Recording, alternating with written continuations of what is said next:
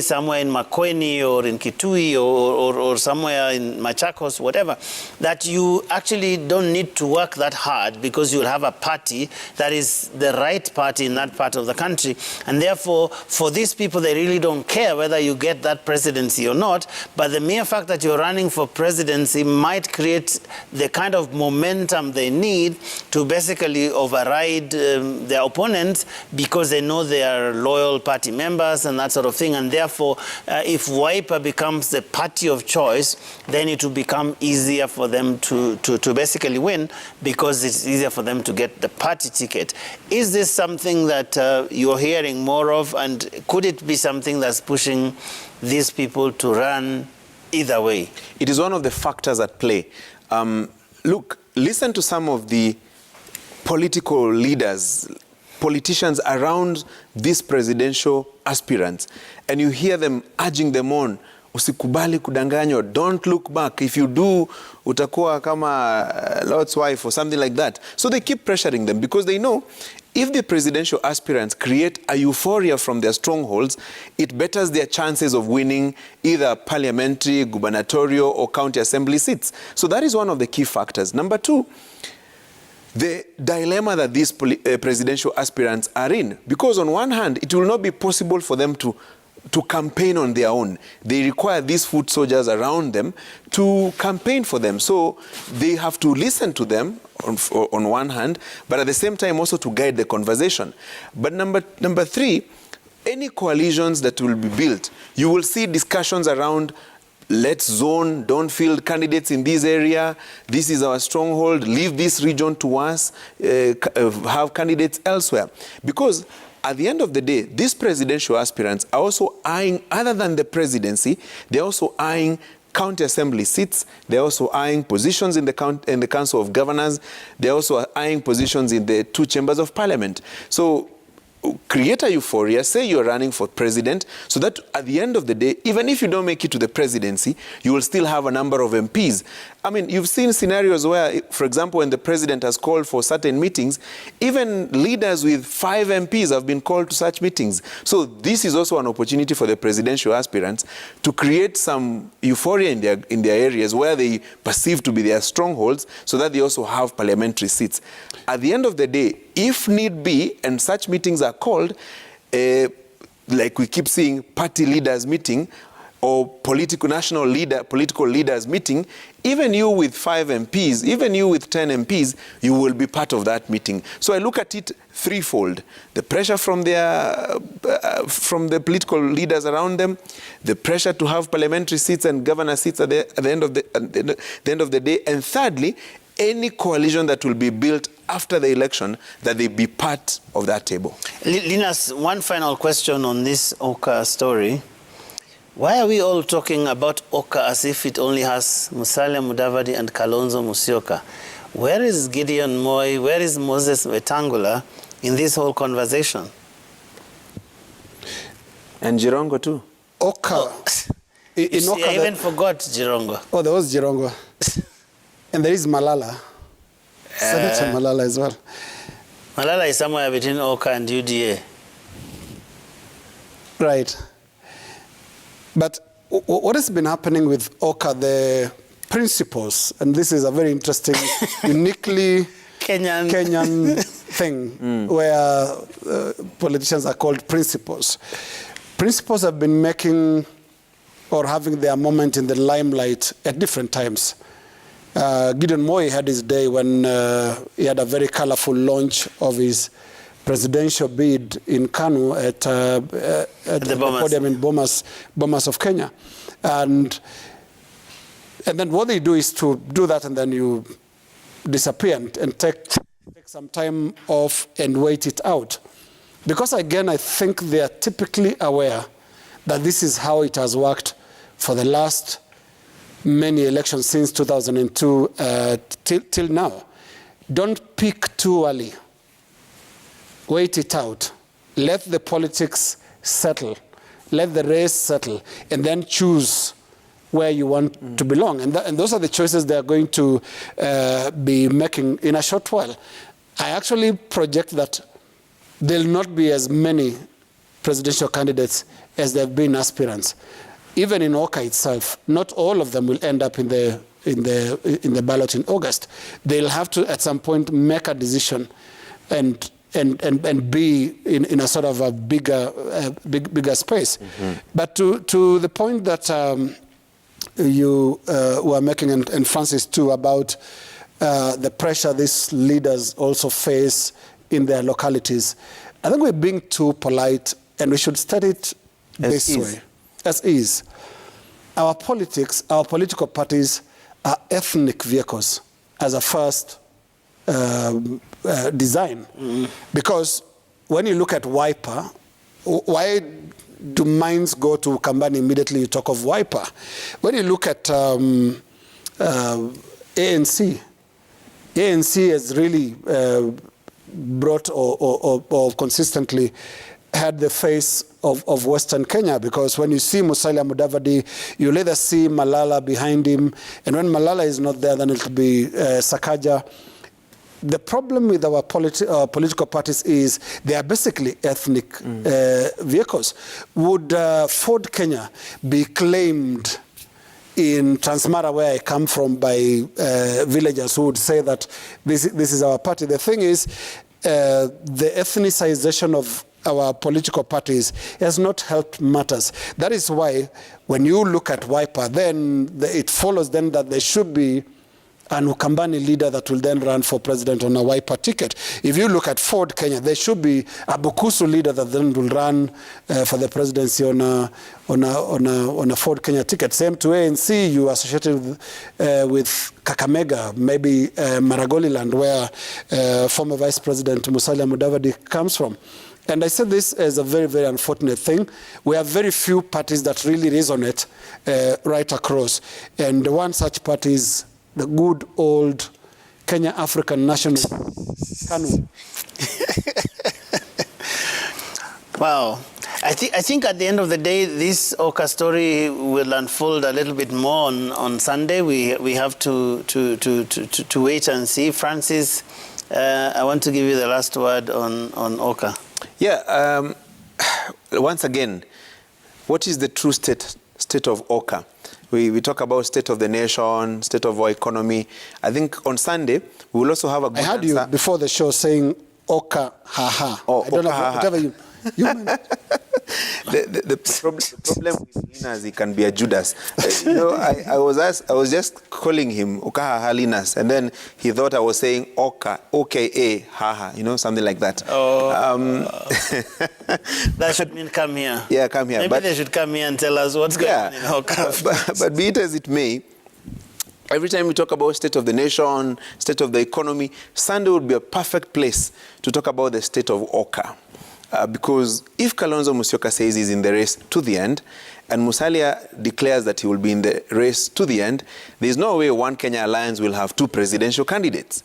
It has to be one, unless one shelves their presidential ambitions. So Sunday could also be a very good indicator of whether Oka will die at its very early stages or at its infancy, if you may like it.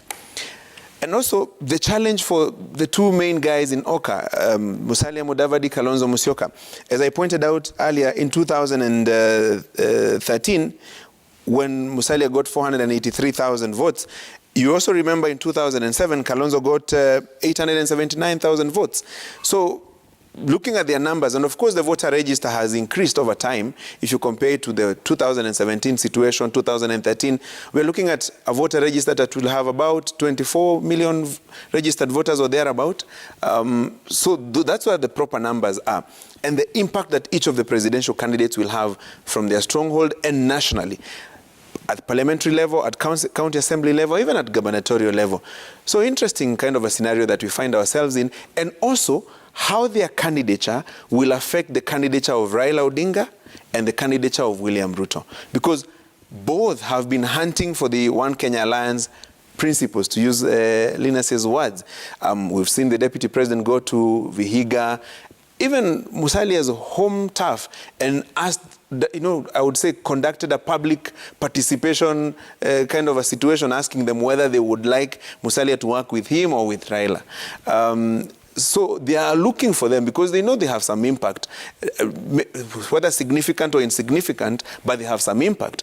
We've seen talk of Kalonzo, Gideon likely to, team up with Raila, although Kalonzo has said no such thing is in the offing. But between now and, let's say, April, quite a number of things are likely to happen. Many of the presidential aspirants who have declared their interest and even endorsed by the national delegates conferences will have to change their mind, either postpone the journey or back any of the horses that are being seen as the main ones. Yeah, in this country, people say, I would rather die than resign. But then they don't die. But they resign. Yes. I think it's a good place to slightly just touch on this last topic that we have tonight. We know that many people have said it's a two-horse race, Linus, and there have been quite some barbs back and forth between the Raila Odinga camp and the Ruto William camp, if we were to characterize them as such. Look, they are not called horses for nothing. Their profile places them there. One is a deputy president, current, serving deputy president. The other one is a former prime minister and three-time runner-up in elections, in the last three elections. And so and then the other thing that has happened is they have been on the ground quite early. They have been campaigning for a very, very long time. I would actually say they never stopped campaigning since the last election. And what that did, of course, is to place them in a certain spot. Mm-hmm. And when you look at also the domination of media headlines, you see when you have an event, you will get coverage. If you have a rally, then there is a rally. If you have a Meet the People tour, then that will also reflect in the media headlines.